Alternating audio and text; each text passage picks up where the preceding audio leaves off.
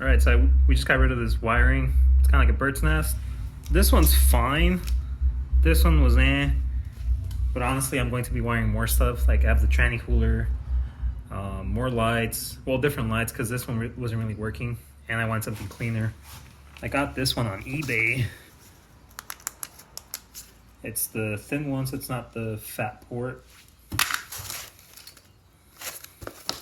So I just have to run this through the firewall, or oh wait, this one through the firewall. This one gets power.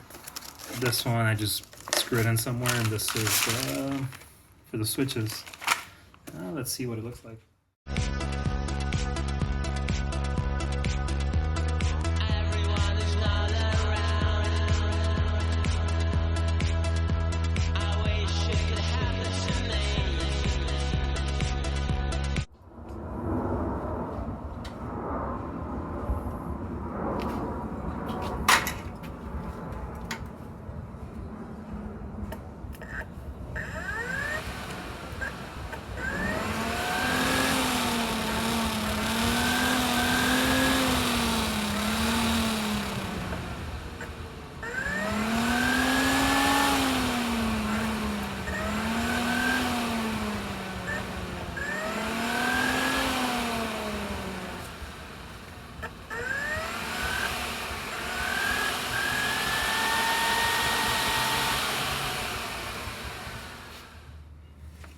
Let's see how the tranny cooler holds up.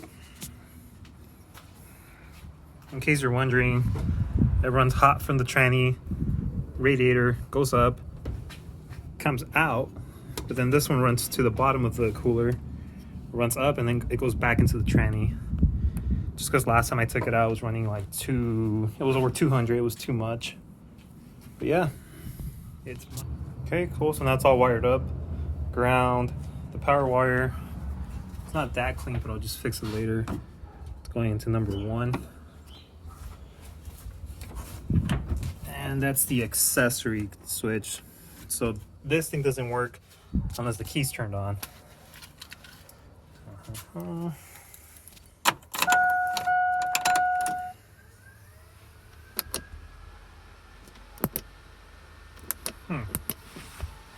Let's see.